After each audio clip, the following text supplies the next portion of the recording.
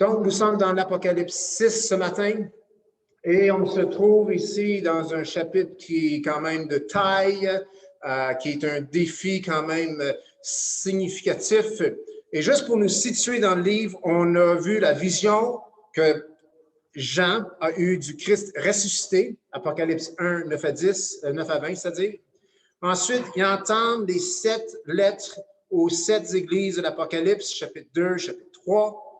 On a Éphèse, Smyrne, Pergame, Thyatire, Sardes, Philadelphie et Laodicée. On a vu ces églises, on a tiré des conclusions. Et ensuite, Jean a une vision du ciel, de ce qui se passe dans le ciel avant l'ouverture des 7 sceaux. Avant l'heure, qui peut ouvrir les 7 sceaux? L'agneau immolé, le Seigneur Jésus-Christ. Donc, on a Christ glorifié. On a cette image qui revient de Christ immolé. Et non seulement est-ce qu'il est immolé pour nos péchés, non seulement est-ce que son sacrifice donne le pouvoir de pardonner les péchés, son sacrifice lui donne aussi le pouvoir d'entamer une nouvelle période de l'histoire. Période très significative. Donc, on a passé 4 et 5, qui est une vision de ce qui se passe dans le ciel, sont en préparation pour l'ouverture du premier des 7 sceaux. Et donc, on tombe dans Apocalypse 6, verset 1-8 qu'on va lire. Je regardais quand l'agneau, je vais vous donner le temps, allez dans Apocalypse 6, chapitre 6, verset 1 à 8. Je regardais quand l'agneau ouvrit un des 7 sceaux, et j'entendis l'un des 4 êtres vivants qui disait comme d'une voix de tonnerre, « Viens! » Je regardais, voici parut un cheval blanc. Celui qui le montait avait un arc. Une couronne lui fut donnée, il partit en vainqueur et pour vaincre. Quand il ouvrit le second sceau, j'entendis le second être vivant qui disait, « Viens! » C'est comme du tonnerre. Vous imaginez, c'est du tonnerre. C'est ce qu'ils disent dans le texte. Quand ils parlent, ces églises, c'est comme du tonnerre. Et il sortit un autre cheval, roux. Celui qui le montait reçut le pouvoir d'enlever la paix sur la terre, afin que les hommes s'égorgeassent les uns les autres, et une grande épée lui fut donnée. Quand il ouvrit le troisième sceau, c'est toujours l'agneau qui rouvre les sceaux. Il rouvre le troisième sceau, j'entendis le troisième être vivant qui disait, « Viens! » Je regardai et voici parut un cheval noir. Celui qui le montait tenait une balance dans sa main. Et j'entendis au milieu des 4 êtres vivants une voix qui disait, « Une mesure de blé pour un denier et 3 mesures d'orge pour un denier, mais ne fait point de mal à l'huile et au vin. » Quand il ouvrit le 4e sceau, j'entendis la voix du 4e être vivant qui disait, « Viens! » Je regardai et voici parut un cheval d'une couleur pâle. Celui qui le montait se nommait la mort. Le séjour des morts l'accompagnait. Le pouvoir leur fut donné sur le quart de la terre pour faire périr les hommes par l'épée, par la famine, par la mortalité et par les bêtes sauvages de la terre. Seigneur, on vient à toi ce matin. Jésus, c'est toi qui as donné cette vision, cette révélation à l'apôtre Jean. Mais ce n'est pas pour rien. Seigneur, nous prions ce matin que ces versets, ce message, puissent faire de nous des enfants de Dieu préparés, vigilants, équipés, fortifiés par ton sacrifice, par ta présence dans nos vies et par la puissance de ton Saint-Esprit en nous. Et c'est dans ton nom, Jésus, qu'on a prié. Amen. Amen. Amen. Les 7 sceaux. C'est juste un début. Ensuite, les 7 trompettes et les 7 secoupes. Non, ce n'est pas les secoupes, c'est des bols, c'est des coupes. Merci. C'est juste le début. Les 7 sceaux, c'est juste une pratique. dont on a 4 premiers chevaux. On a 7 sceaux et on a ici 4 premiers chevaux. 4 chevaux, c'est-à-dire, dont 3, nous savons pour certains, font du mal sur la terre. Et peut-être 4, dépendant de ce que fait le premier. Le 5e sceau, on le voit dans les versets 9 et plus, c'est une persécution qui concerne des chrétiens martyrs. Le 6e, c'est un ébranlement planétaire qui démontre à tous et à toutes que celui qui est assis sur le trône est en contrôle. Et le 7e sceau, c'est une préparation aux 7 trompettes. Un passage difficile, propice à la spéculation. Donc, j'ai choisi ce matin simplement de le remettre dans le contexte du livre, ce qui me ramène à Apocalypse, chapitre 1, verset 3. Apocalypse, chapitre 1, verset 3, qui dit « Heureux celui qui lit et ceux qui entendent les paroles de la prophétie et qui gardent les choses qui sont écrites, car le temps est proche. » Amen.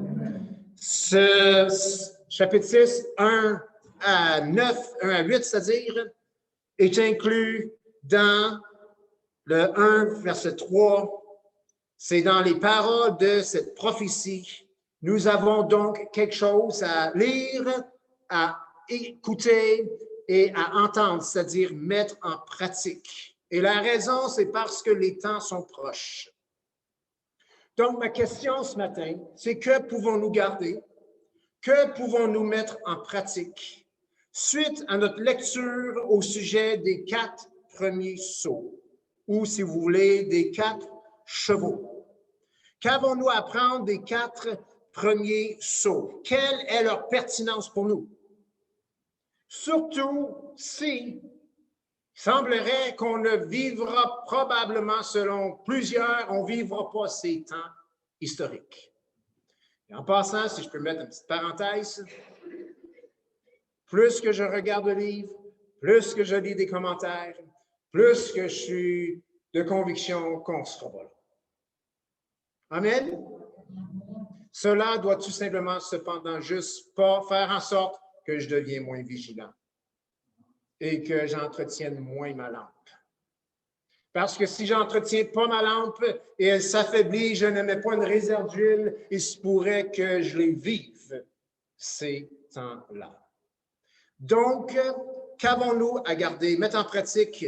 Qu'avons-nous à apprendre? Quelle est la pertinence de ces 4 chevaux et de la révélation de ces 4 chevaux dans l'Apocalypse 6 pour nous aujourd'hui? Hey, c'est toute une scène ce qui se passe au ciel. J'aimerais juste le résumer dans mes mots, parce qu'on lit des passages, on lit des versets, puis ça peut sembler un peu déconnecté, mais il y a plusieurs acteurs sur le scène. C'est plus que des acteurs, il y a plusieurs personnes impliquées dans la pièce. Premièrement, on est toujours dans la salle du trône. 4 êtres vivants sont là, le trône est là, l'agneau, comme un agneau immolé, Jésus-Christ a pris le rouleau de la main droite de celui qui était sur le trône, et là, dans sa main, il commence à enlever les sceaux. Il enlève le premier sceau. Le premier des 4 êtres vivants dit « Viens ». Donc, tu as Jésus qui enlève un sceau, l'être vivant qui est semblable à un lion, qui représente la noblesse. Il dit « Viens ». Et un cheval paraît. Cheval blanc, une couronne lui est donnée. Et la couronne, ce n'est pas la couronne qui revient à celui qui doit régner, c'est plutôt une couronne qui revient à quelqu'un qui a choisi de régner ou qui était là pour régner pour un temps. Ce cheval blanc, il paraît et il partit comme vainqueur et pour vaincre. Jésus enlève le deuxième sceau. Le livre n'est même pas ouvert. On fait juste enlever les sceaux. Il enlève le deuxième sceau. le deuxième être vivant, qui est semblable à un veau, qui représente la force, dit vient, et un cheval roux, qui a une grande épée, et il reçoit le pouvoir d'enlever la paix sur la terre. Jésus enlève le troisième sceau. On n'a même pas ouvert le livre encore. Il a ouvert le troisième sceau, le troisième être vivant qui, lui, semblable à un homme et représente la sagesse et dit, viens, il y a un cheval noir qui paraît. Et celui-là, il y a une balance entre les mains. Il a le pouvoir d'emmener la disette, la famine. Il n'a pas le droit de toucher à l'huile et le vin, d'autres symboles. Il y en a qui disent que ça représente tout ce qui est aspect médicinal. Donc, il peut enlever la faim, il peut enlever la nourriture, enlever la famine, mais pas nécessairement la maladie. C'est toute la spéculation. Et ensuite, le quatrième sceau est enlevé. Le quatrième être vivant, qui semblable à un aigle, représente la dextérité, l'agilité. Il dit, viens, un cheval pâle. Apparaît, et ce cheval parle, on lui donne le pouvoir sur 25% de la terre. Je pense qu'on peut comprendre, juste en enlevant les 4 premiers sceaux, ça ne va pas bien dans le monde.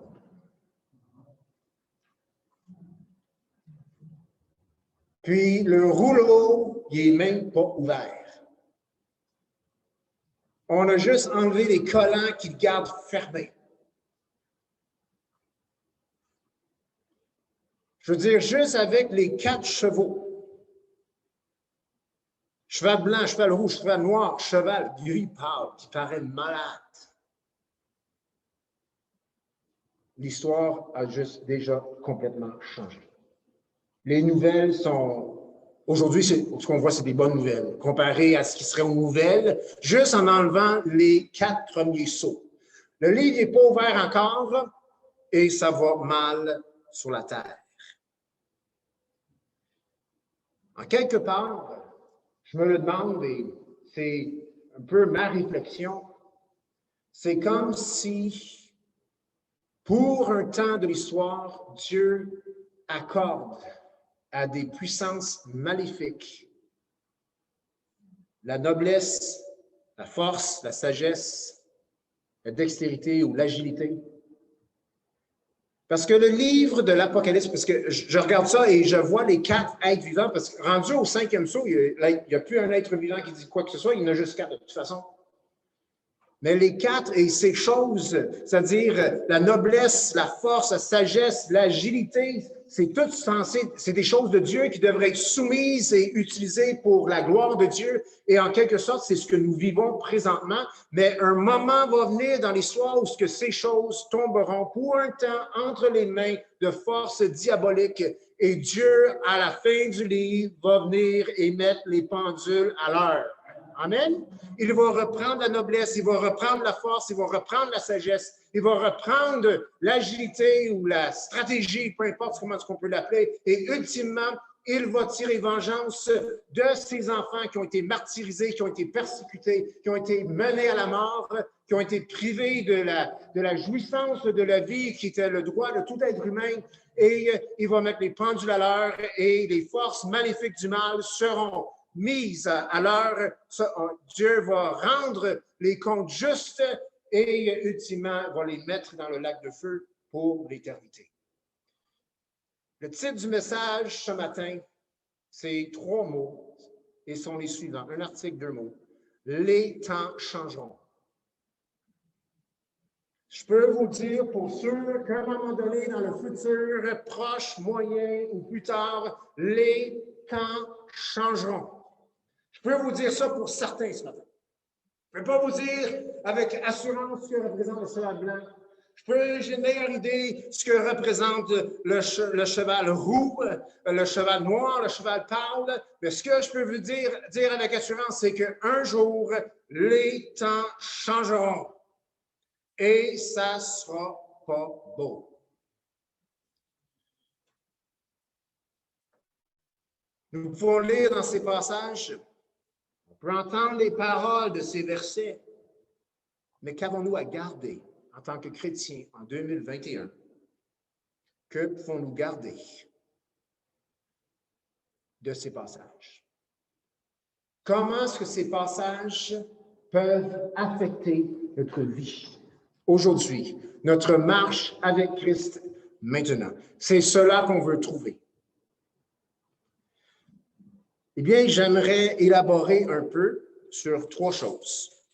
Premièrement, le mot « sceau ». S-E-A-U, un sceau. Les temples. Que veut dire ce sceau? C'est pas compliqué. Sceau, dans ces temps-là, impliquait une certitude, une garantie que ce qui était dans le document allait s'accomplir. Pourquoi 7 sceaux? Dans les anciens temps, le principe de 7 témoins, équipe parfaite, symbole de complétude. 7 personnes avaient vu ce qui était dans le document. Et cela scellé 7 fois, un par chaque témoin. Et cela garantissait que ce qui était écrit dans le sceau allait s'accomplir. Un peu comme un testament aujourd'hui. Le sceau contemporain, c'est un acte notarié. C'est un acte légalisé. Ce qui est dans cet acte va arriver. Lorsqu'on écrit un testament et nous constatons le décès du testataire, eh bien, il y a là des héritiers, des héritières, et ce qui est écrit dans le document vu qui a été scellé, ces choses s'accompliront. Si ce n'est pas scellé, si ce n'est pas notarié, c'est une autre histoire. Ça devient compliqué. Et malheureusement, comme vous avez vu dans vos propres vies sûrement, le système est imparfait et même lorsque c'est notarié, ce n'est pas toujours ça qui s'accomplit. Mais nous parlons ici de 7 sceaux que Dieu a mis sur son livre et sceau implique garantie, assurance que ce qui est écrit va arriver. C'est garanti qu'un jour, un vainqueur va sortir pour vaincre. C'est garanti qu'un jour, la paix sera enlevée sur la terre. C'est garanti qu'un jour, la famine viendra sur la terre. C'est garanti qu'un jour, qu'un quart de la terre périra par l'épée de la famine, la maladie, par les bêtes sauvages. C'est scellé. C'est un sceau. 7 sceaux. En passant, j'ai fait des calculs. 25% de la population de la Terre, 2 milliards de personnes. Notre pandémie de la COVID-19, on n'a rien vu. On n'a rien vu, chers amis. Mais combiner l'épée, la famine, la maladie, et parce qu'il y a de la famine, les bêtes sauvages, ils ont faim, ils s'en viennent luncher. OK? Et c'est nous le lunch. Ou c'est les êtres humains de lunch. C'est scellé. Le livre n'est pas encore ouvert. Mais les temps changeront. Il y a un livre dans le ciel qui est dans la main droite de celui qui est sur le trône. Et à un moment donné, nous allons appeler, si on peut dire, le Fils, l'agneau immolé, pour commencer à ouvrir les 7 sceaux. Et ces 7 sceaux indiquent tout simplement que ce qui est là va s'accomplir. Et quand on parle des 4 chevaux, quand on parle de la persécution, quand on parle de tout ce qui se passe dans le chapitre 6, eh bien, c'est juste l'effet d'ouvrir, d'enlever les sceaux. Ce n'est pas encore ce qui est écrit dans le rouleau. Ça, c'est les 7 trompettes et les 7 coupes. Sceaux.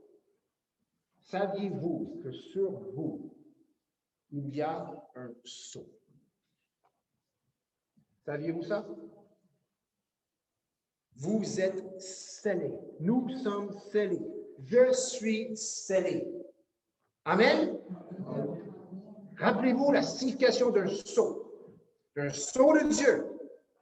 Il est temple et ça veut dire que ce qui est dit, ce qui est écrit va arriver.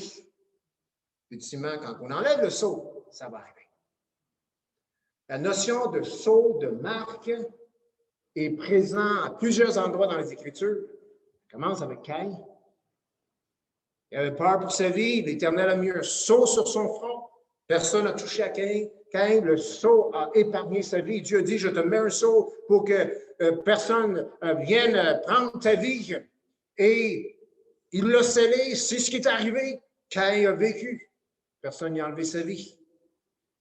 Même s'il devait perdre la vie parce qu'il avait enlevé la vie de son frère, mais Dieu lui a donné un sceau. Sceau implique garantie. Nous avons un sceau sur chacun de nous. Le chrétien est scellé. 2 Corinthiens, chapitre 1, verset 22. Prenez-le en note, je vais vous lire. 2 Corinthiens 1, 22. Et celui qui nous a fermés avec vous en Christ et qui nous a oints, c'est Dieu. Dites-le. C'est Dieu, lequel nous a aussi marqués d'un sceau. Amen. Dieu, lequel nous a aussi marqués d'un sceau et a mis dans nos cœurs les arts de l'esprit.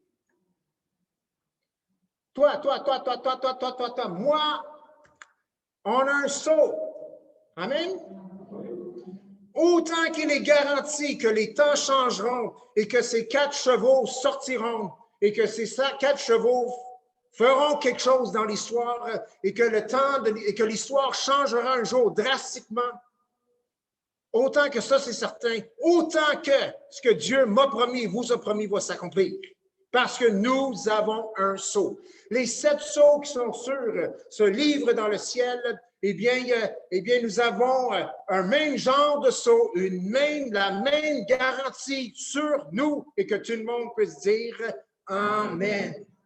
Quand nous sommes conscients que nous sommes scellés, que nous sommes étampés, si vous voulez, que nous avons la marque de Dieu sur nous, cela change la façon que nous voyons ce chapitre d'Apocalypse 6. Ce qui est scellé garantit que ce qui est écrit va s'accomplir. Je suis scellé, vous êtes scellés. Nous sommes scellés. Pourquoi? Éphésiens 1, 13, 14. Et lui, vous aussi, après avoir entendu la parole de vérité, l'évangile de votre salut, en lui, vous avez cru et vous avez été scellés du Saint-Esprit qui avait été promis, lequel est un gage de notre héritage. Et que tout le monde peut dire Amen. Gage de notre héritage. Ce sceau que nous avons est un gage, garanti de notre héritage. Amen. Pourquoi? Pour la rédemption, pour le salut, pour le rachat, de ceux que Dieu s'est acquis à la louange de sa gloire. Autant qu'il est certain que ce qui est écrit dans le livre, dont Jésus enlève les 7 sceaux d'Apocalypse chapitre 6, autant qu'il est certain que nous serons avec Dieu pour l'éternité et que Dieu va protéger ses enfants, car nous sommes scellés et c'est un gage de notre héritage. Vous et moi, nous sommes héritiers et héritières. Amen? Ça ne va pas là, mais notre héritage est Amen? Vaste. Amen? Et c'est sûr qu'on va l'avoir parce que nous sommes scellés. Un sceau égale, ça va arriver. Nous sommes scellés. Paul a dit qu'on ne vivra pas la colère de Dieu. Si tu lis ce passage et tu l'analyses, conclusion la plus simple à arriver dans le contexte biblique, c'est qu'on ne vivra pas ces temps terribles de la fin. Nous avons un gage de notre héritage. Autant qu'il est certain que les temps changeront, que les temps iront terriblement, autant qu'il est certain que nous sommes enfants de Dieu et que Dieu va nous protéger, que Dieu va même nous épargner, que Dieu va nous emmener avec lui. Amen. Dieu s'est acquis, chacun de nous, à la louange de sa gloire. Nous faisons partie de sa gloire. On est scellés. C'est sûr qu'on fait partie de sa gloire. Amen. Deuxième chose que ces passages peuvent nous apprendre et qui peuvent affecter notre façon de vivre. Premièrement, on est scellé, comme ces sceaux sur ce rouleau garantissent que la chose va arriver. Notre sceau garantit que Dieu nous prendra avec lui, peu importe le dénouement de l'histoire, peu importe qu'on vit la tribulation ou pas, ultimement, il va nous emmener avec lui. Mais deuxième chose qu'on voit ici, c'est que dans le futur, il y aura un temps marqué dans l'histoire où l'approche de Dieu envers l'humanité va changer. Et on le voit cela dans ces passages. Êtes-vous d'accord avec moi? Quand le cheval blanc, roux, noir, gris pâle apparaissent, pas grand monde qui vont dire « Nous vivons le temps de grâce ».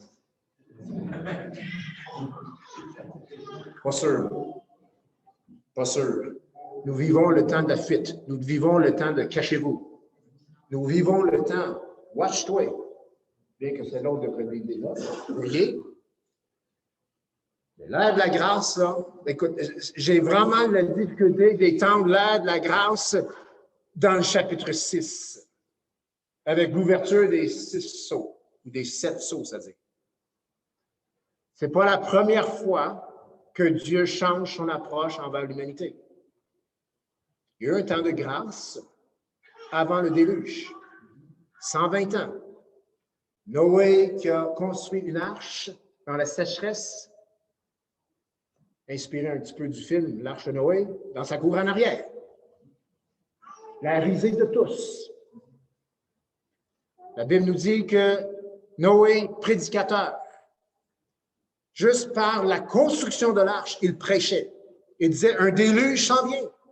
Sauvez-vous, repentez-vous, embarquez dans l'arche. Il n'y a personne qui a écouté. Mais il y avait un temps de grâce où ce que les hommes, l'humanité, pouvaient répondre au message de Noé et finalement dire ce que Noé dit, c'est vrai, il a reçu une révélation de Dieu. Je veux dire, il faut vraiment être fou, construire une barque comme ça, sans avoir reçu quoi que ce soit ou juste pour le fun. Mais il n'y a personne qui a cru et Dieu a changé sa façon d'agir envers l'humanité le moment que la porte a fermé sur l'arche. Et c'est très bien écrit dans Genèse 6 que Dieu ferma la porte. C'est même pas Noé. Dieu a fermé la porte. Et le déluge est venu et l'approche de Dieu envers l'humanité a changé. C'était le jugement. Et là, Noé, par la suite, avec ses 3 garçons, leurs femmes et épouse de Noé, entre dans un monde nouveau. C'était le cas lors du déluge. La tour de Babel. Ils construisent une tour, fais pas ça. Dieu descend, il voit ce qui se passe. Il confond les langages. C'est un jugement. Tout le monde est dispersé. Lors de la destruction de Sodome et Gomorrhe, il y avait encore là un prédicateur de justice, Lot, qui a prêché, qui a dit, c'est Jude qui nous le dit. Et personne n'a voulu se repentir. Lot, finalement, s'enfuit de contre-cœur de la ville de Sodome et Gomorrhe et Dieu détruit cette ville. Lors de l'Exode, Pharaon a vu tant de prodiges venant de Dieu, même jusqu'à atteindre le premier-né de sa maison. Et son cœur s'est endurci. Et Dieu envoyait des signes, 10 plaies. Et Pharaon, son cœur s'est endurci. Et ça fait en sorte qu'il est entré dans la mer Rouge. Lui et son armée, ils sont noyés. L'approche de Dieu avait changé. Lors de l'incrédulité du peuple d'Israël dans le désert, Dieu a fait grâce, Dieu a fait grâce, Dieu a fait grâce. Il a envoyé la manne, il a envoyé le poulet, il a envoyé l'eau douce. Ils se sont plaints continuellement pour finalement remettre en doute le plan même de Dieu pour les emmener dans la terre promise. Et l'approche de Dieu changeant vers le peuple, ils se sont tournés en rond pour 40 années dans le désert jusqu'à temps que le dernier d'entre eux qui avait douté périsse. Et la nouvelle génération, Dieu avait une autre approche. Ils ont entré dans la terre promise. Dans le futur, il y aura un temps marqué dans l'histoire où l'approche de Dieu envers l'humanité changera. En ces moments aujourd'hui, Dieu nous donne un petit signe, un petit avant-goût de comment les choses peuvent changer. Aujourd'hui, la vie n'est pas comme avant. D'accord? J'aurais jamais dit, là, un an et demi, que vous seriez tous ici avec des masques. Parce qu'on ne fête pas l'Halloween. Un client qui avait rentré à Fleuris il y a quelques semaines, c'est drôle, hein?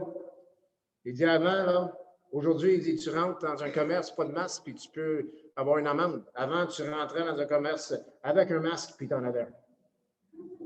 Je veux dire, tu ne rentrais pas dans une banque avec un masque. Tu étais un danger public. Aujourd'hui, tu es un danger public si tu n'as pas de masque. Les temps ont changé.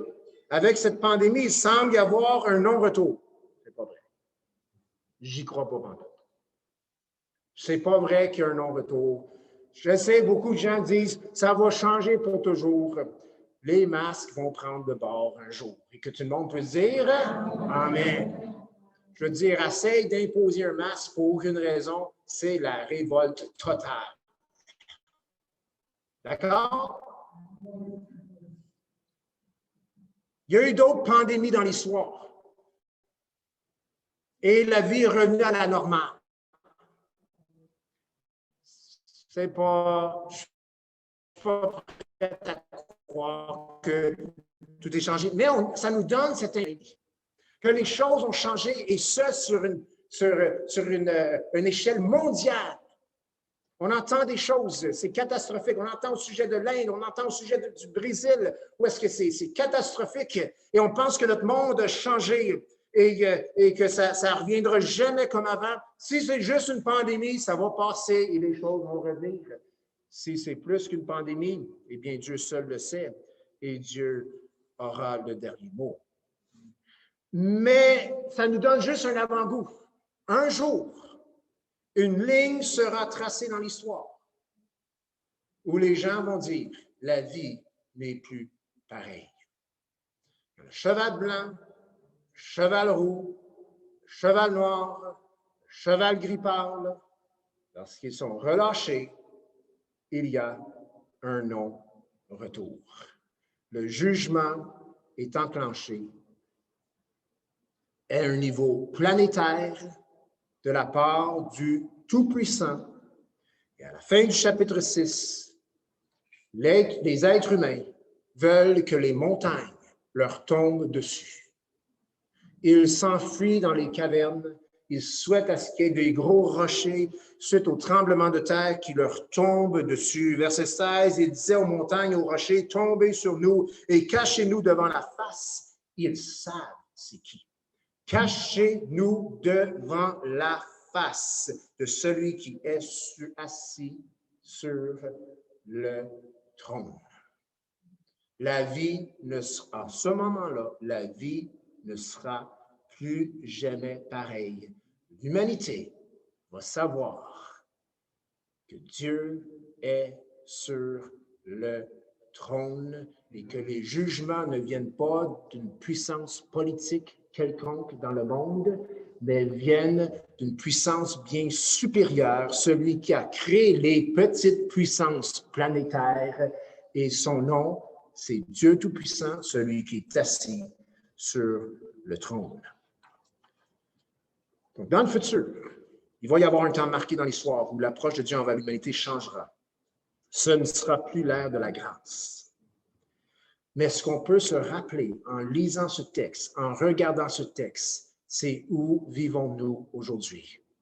Nous vivons l'ère de la grâce. Et que tout le monde puisse dire Amen. Quel soulagement. La grâce de Dieu est à l'œuvre.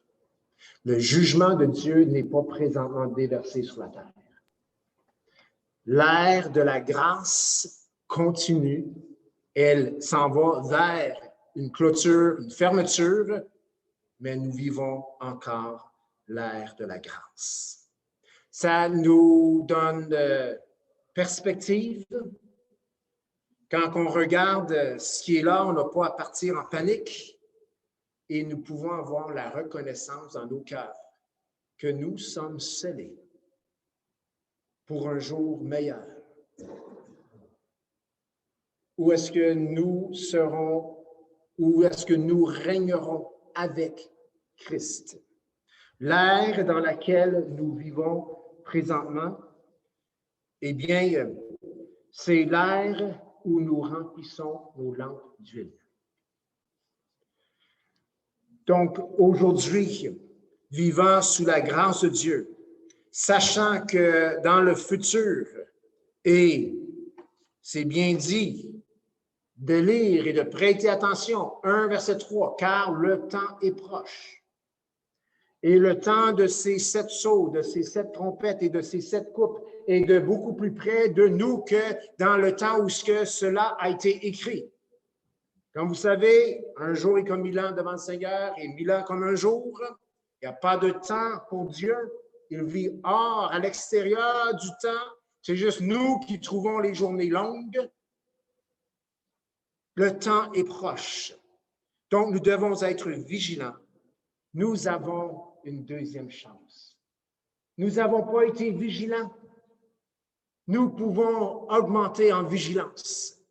Nous avons été une vierge folle, nous pouvons devenir une vierge sage. Amen? C'est encore le temps. C'est pas la fin.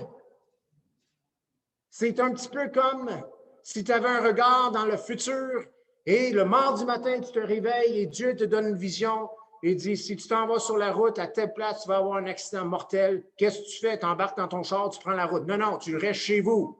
Tu as une deuxième chance. Tu es épargné de l'accident, tu n'as pas été enlevé la vie et tu es reconnaissant. Amen? On voit ce qui va se passer dans le futur et nous pouvons agir proactivement aujourd'hui. Assurons-nous que nos cœurs ne s'endurcissent point par l'amour des choses de ce siècle, par l'amour des choses de ce monde. Je suis en train d'écouter les Hour of Discovery? C'est ça, Hour? En tout cas, quelque chose de Discovery. Je sais que c'est en anglais, mais c'est sur la télévision. Et il adresse les 7 églises d'Apocalypse. Et il y a quelque chose, il y a un fil commun dans les 7 églises, c'est que tous les chrétiens, au niveau du travail, étaient compromis. Parce que ça impliquait toujours pour aller sur le marché du travail, pour aller faire du commerce, ça impliquait toujours une adoration envers l'empereur. Offrir de l'encens. Donc, si le chrétien disait non, ben c'est beau, tu n'as pas accès à l'ère commerciale, tu ne pourras pas vendre des produits. Ou ce que vient tout le monde pour voir, ce qui est à vendre, bien, tu n'as pas accès parce que tu n'offres pas d'encens. Donc, être chrétien compromettait sérieusement leur qualité de vie, leur portefeuille, leur statut social. Nous, on ne vit pas tellement ça aujourd'hui. Où est-ce qu'on va le vivre si on dit à notre patron, moi, je ne travaille pas le dimanche parce que je m'en vais à l'église. C'est là qu'on peut vivre un peu ce que ces chrétiens-là vivaient. Ah, ben, tu n'auras pas de promotion, ça va compromettre peut-être ton augmentation, ainsi de suite. Ça fait que nous, dans l'ère que nous vivons, c'est qu'on cherche un autre job dont la compagnie est fermée dimanche. Amen? C'est ce qu'on fait. Parce qu'on veut aller à l'église le dimanche. Puis on est malheureusement assez parfois mal affermi pour dire, ben, il va arriver à une entente accommodable avec l'entreprise et ça ne marche jamais parce que ça marche 1 ou 2 semaines, puis finalement, tu travailles tous les dimanches, puis c'est drôle, celui qui ne va pas à l'église, il est en congé. Mais si on veut vivre un peu de rejet face à notre foi, on a juste à dire à notre employeur qui nous exige que rentrer dimanche, non, non, non, moi je m'en vais à l'église, je suis chrétien ou je suis chrétienne et je vais être fidèle à mon assemblée. Puis là, il va peut-être te dire, ben, t'as pas ci, t'as pas ça, ou je te mets dehors. Puis là, ben, tu pourrais te plaindre, c'est de la discrimination, et ainsi de suite. Mais là, tu embarques dans tout un scénario semblable à ces 7 églises parce que tu refuses de compromettre ta pratique, ta foi en Jésus-Christ. Mais mis à part ça, on ne souffre pas en tant que chrétien aujourd'hui. Donc, on doit être vigilant parce qu'on sait que l'histoire changera un jour et nos cœurs ne doivent pas s'endurcir. Parce que rappelez-vous, il y a des vierges sages, il y a aussi des vierges folles. Les sages ont été enlevés, les folles ont resté derrière. Peut-être ça va prendre la grande tribulation pour les emmener à une plus grande consécration. Donc, consacrons-nous. Troisième chose, en regardant ces passages, eh bien que ça peut nous amener à vivre d'une manière pleinement la grâce de Dieu. Allez dans Luc, chapitre 8, versets 18 et 19. C'est ce que nous vivons aujourd'hui. C'est ce que Jésus fait aujourd'hui. Jésus est à la droite du Père. Jésus intercède pour nous. Et ce qui est écrit à propos de Jésus dans les 4 évangiles, ce qui nous est partagé de la part de l'apôtre Paul et d'autres écrivains dans les lettres du Nouveau Testament, eh bien, mis à part après le chapitre 4 de l'Apocalypse, eh bien, c'est pas arrivé encore et c'est certain que cela va arriver. Mais on a ici l'activité, l'action de Jésus aujourd'hui, ce qui est accessible pour nous. Luc chapitre 4, versets 18 et 19. Et je veux terminer là-dessus. Et c'est ce que je veux vous encourager de vivre aujourd'hui. Les temps n'ont pas encore changé. Nous vivons encore l'ère de la grâce. Et Jésus a dit dans Luc 4, 18, « L'Esprit du Seigneur est sur moi, parce qu'il m'a oint pour annoncer une bonne nouvelle aux pauvres. Il m'a envoyé pour guérir ceux qui ont le cœur brisé, pour proclamer aux captifs la délivrance et aux aveugles le recouvrement de la vue, pour renvoyer libres les opprimés, pour publier une année de grâce du Seigneur. » Matthieu 11, 28 nous dit, « Je vous donne un joug. Mon joug est doux et léger. » Comment arriver à ce joug doux et léger? Il faut simplement comprendre pourquoi nous péchons. L'être humain pêche parce qu'il est boiteux, parce qu'il est handicapé, parce qu'il a des difficultés intérieures. C'est pour ça qu'on pêche. Mais Jésus dit dans Luc chapitre 4, et c'est ce que nous pouvons vivre aujourd'hui, parce que les temps n'ont pas changé, ils changeront. Les temps n'ont pas changé. Jésus guérit le cœur brisé. Jean dit, vous ne recevez pas parce que vous ne demandez pas et vous demandez mal. Si nous demandons pour la bonne chose, Dieu va nous l'accorder. Et Jésus désire accorder à chaque enfant de Dieu un cœur entier, un cœur guéri.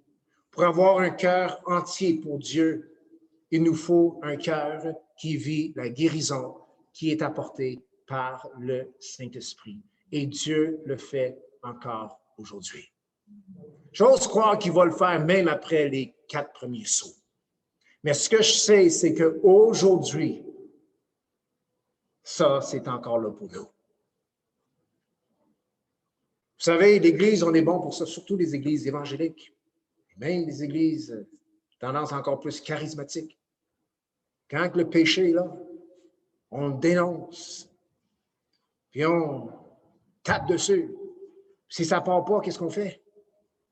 On rentre en deuxième, on tape plus fort. Si ça ne part pas, on va aller en troisième, on tape encore plus fort. Puis, ça fait juste augmenter le problème. Le problème de base, c'est un cœur qui a besoin d'être guéri. Et nous sommes scellés pour la louange de sa gloire. Et la louange de sa gloire peut provenir uniquement d'un cœur restauré, d'un cœur guéri. Amen. Nous avons donné notre cœur à Jésus le jour de notre salut. Amen. Quand est-ce que fut la dernière fois qu'on lui a emmené notre cœur pour être guéri? Pas penser, pas un band-aid, pas un plaster, une guérison profonde. Et ce que je sais, pour l'avoir vécu, pour l'avoir vu, quand on vit une guérison profonde, le péché, on s'en repent. Et nous continuons et nous marchons dans les voies de Dieu. Vous savez, l'histoire de Zachée, j'aime bien l'histoire de Zachée. Avancez un peu, Luc chapitre 19. On vit ces temps. C'est ce que nous vivons aujourd'hui. On n'est pas dans les 7 trompettes, on n'est pas dans les 7 coupes, on n'est pas dans les 7 sauts. Ça s'en vient. Mais nous pouvons vivre ce que Zachée a vécu. Luc 19, verset 1. Jésus entrait dans Jéricho. Il est à Jéricho en passant, c'est une ville que les Juifs n'aiment pas. Il traversait la ville. Et voici un homme riche appelé Zachée, chef des publicains, cherchait à voir qui était Jésus. Un publicain, c'est un collecteur d'impôts. C'est l'Agence du Revenu Canada qui vous appelle. On a toujours hâte pour leurs appels. Hein? Est-ce qu'il y en a ici qui ont déjà dit « ils me volent » ? Non, on n'a jamais dit ça. Hein? Jamais, jamais. On le pense tout, par exemple. Zachée faisait vraiment ça. Il volait ses frères, ses propres concitoyens.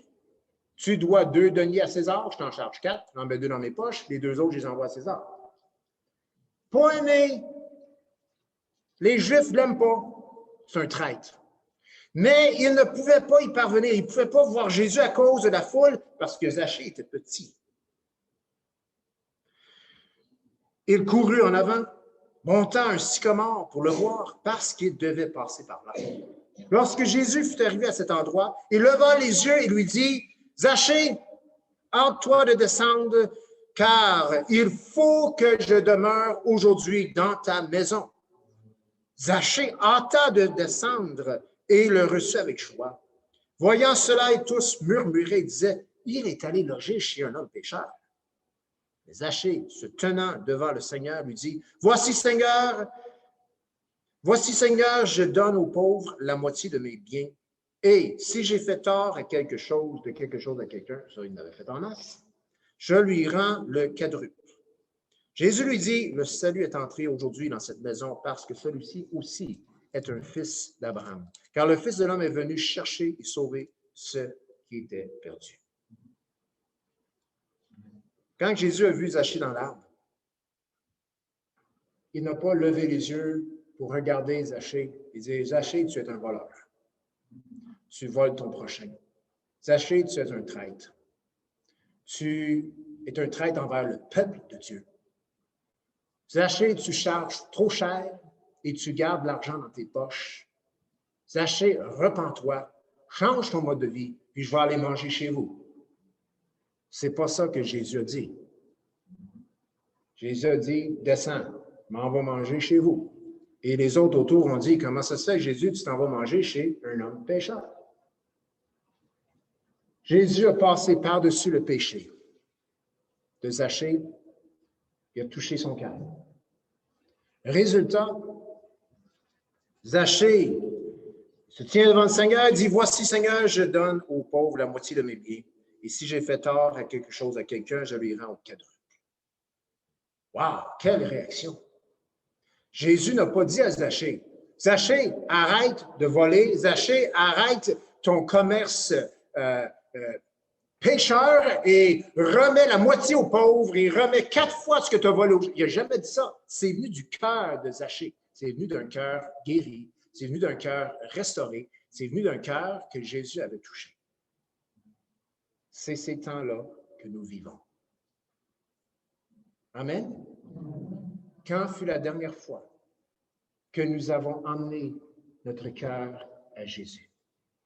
Quand fut la dernière fois que nous avons accompagné quelqu'un pour emmener son cœur à Jésus?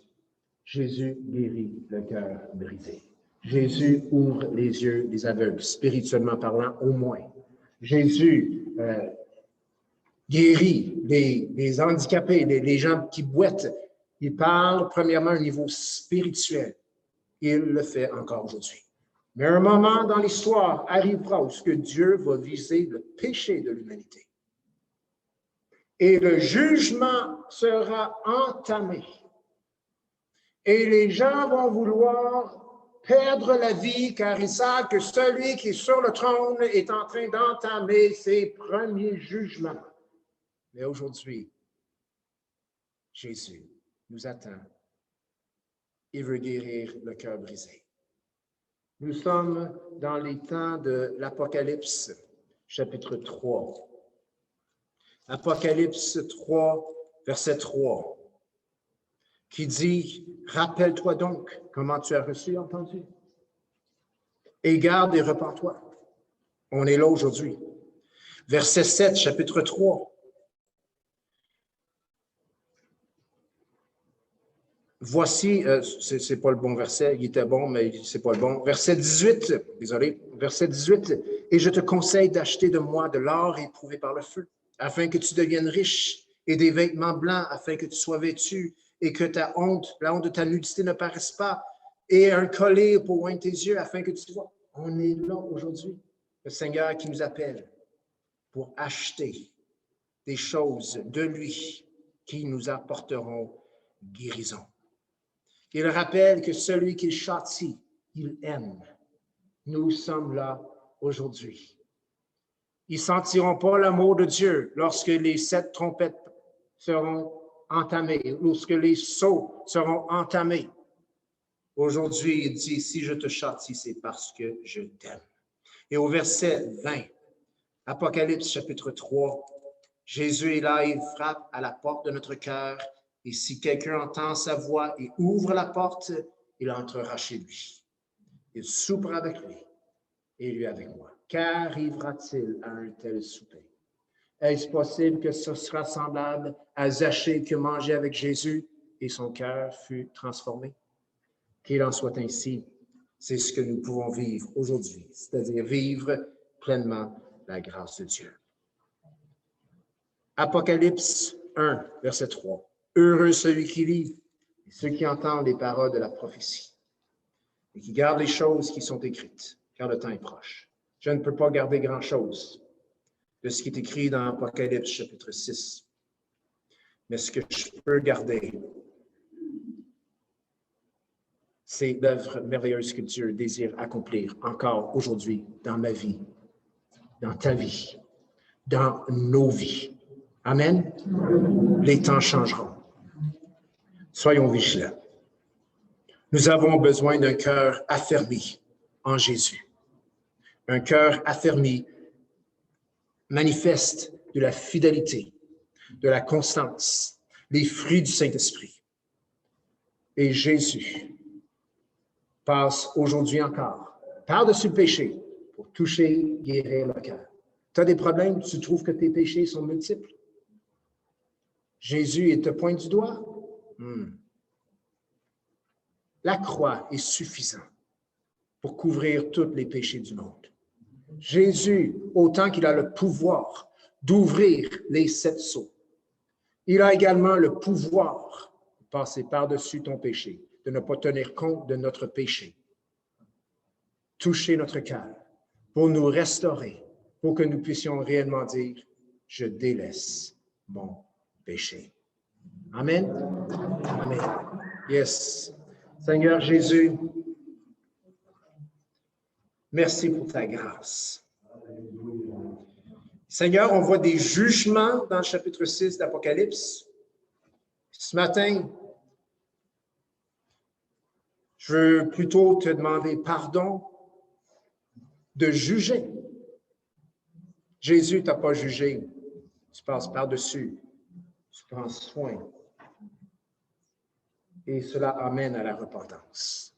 Saint-Esprit, tu es grand, tu es puissant, tu nous as scellés. Nous avons le sceau de Dieu sur nos vies. Et nous sommes dans l'ère de la grâce, l'ère où Dieu restaure les cœurs. Donc, Seigneur Jésus, si nous faisons la bonne chose, si nous allons à la bonne place, à la bonne personne, c'est-à-dire à toi, et on demande la bonne chose, nous allons le recevoir et un cœur guéri, c'est quelque chose que tu désires nous donner. Peut-être juste répéter tout doucement après moi. Seigneur Jésus, ce matin, je t'amène mon cœur. Et je te demande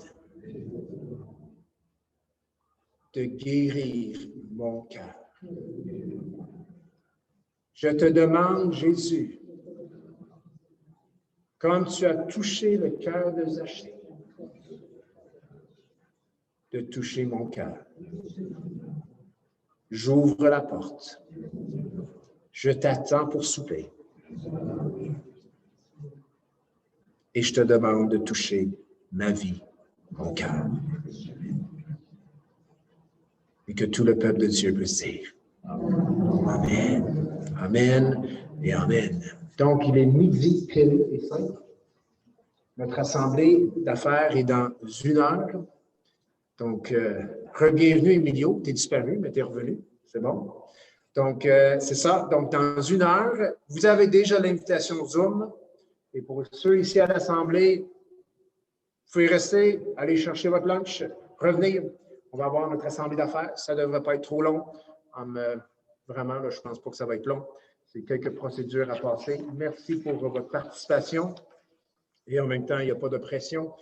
Mais c'est ça, c'est des choses qu'on fait en tant que pas institution, corporation. Donc, c'est ça. Donc, merci et que Dieu vous bénisse. Si on ne se voit pas pendant l'Assemblée, on se revoit la semaine prochaine ou sur Zoom. Que Dieu vous bénisse et bonne fin de journée. Merci beaucoup.